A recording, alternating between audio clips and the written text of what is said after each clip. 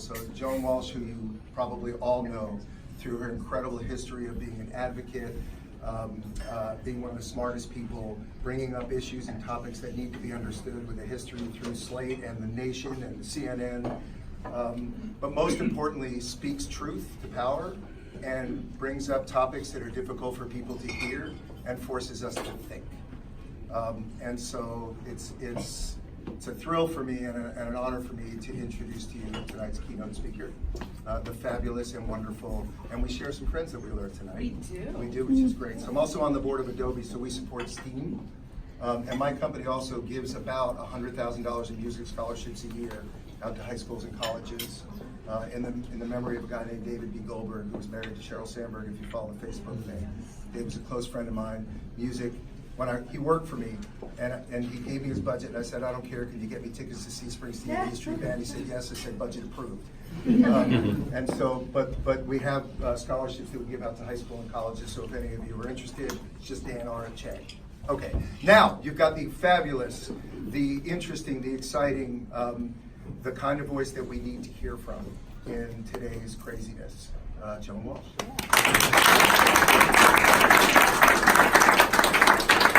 Thank you, everybody. This is a huge honor.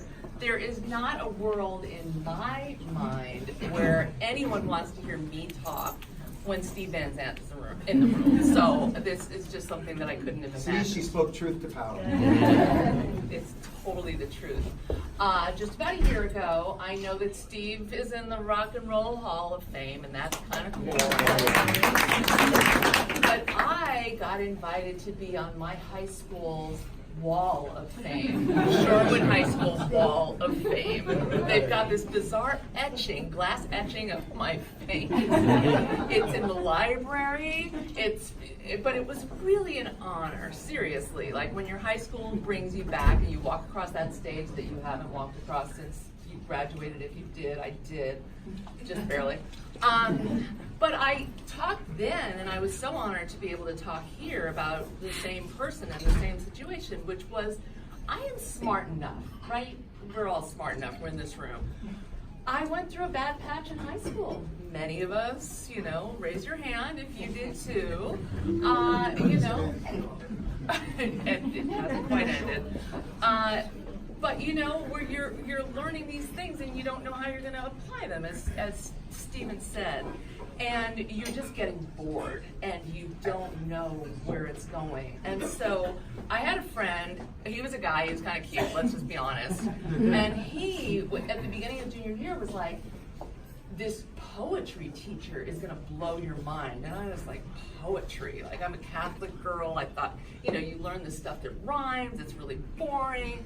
But I'm like, oh, you're in that class? Okay, I'm gonna go take that. Yeah, let's do it. And it was a mind-blowing class. Like, I have no musical talent whatsoever, and maybe I'll do water painting in my older age. A lot of people are doing that, as well as adult coloring. So I could do that, right? But music, it's probably too late for music. But writing was my thing, and poetry touched me in a way at that time that I didn't expect. And my teacher, a man named Michael Hughes, gotta say his name, was an amazing teacher, taught women, taught Sylvia Plath and Ann Sexton, taught Gerard Manley Hopkins, taught Lawrence Ferlinghetti, taught the greats, taught Robert Frost, explained why he was great. One other thing that he did though, he ran the newspaper. We had a weekly newspaper in our school. That doesn't exist anymore. This is Shorewood High School. Look it up, Wisconsin, the heartland, back when Wisconsin had fantastic public schools. And so he drugged me into that. I am pretty sure I wrote something about Born to Run. Because I just got to write, there weren't that many people who wanted to do it, so I just got to do what I wanted, and then the next year he made me editor-in-chief, so it was a lot more work. But I discovered that I had a talent, and the ironic or not so ironic thing, as I think Steve also said, once you get kids to go to one class, they go to a lot of them, if not all of them. I can't promise I went to all of them, but I went to most of them. And my grades went up.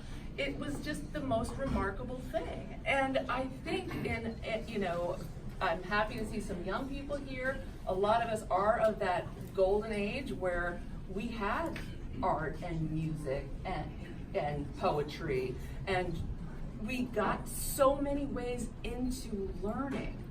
And if you hit a rough spot in your life where you were sad or depressed or you didn't know what you were supposed to be doing there, you had some other way to connect besides STEM or memorizing history. And it got you through. And what I loved the minute I heard about this project was that I know how many kids can be reached through music, and it's not so much the learning how to play something, although that's fantastic too, and maybe they will, but it's also understanding that music comes out of a time and a place, and it's about a culture, and it expresses so much of what is going on, and that you can bring so much to it. Could be poetry, you could become a journalism, or you could become a fabulous musician, or you can just enjoy music all your life and never necessarily do it.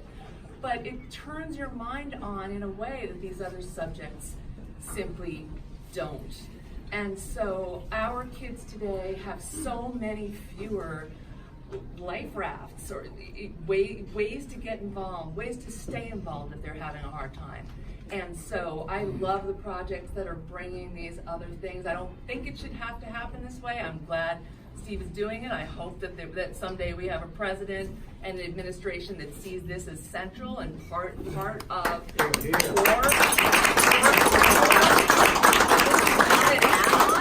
this is crucial.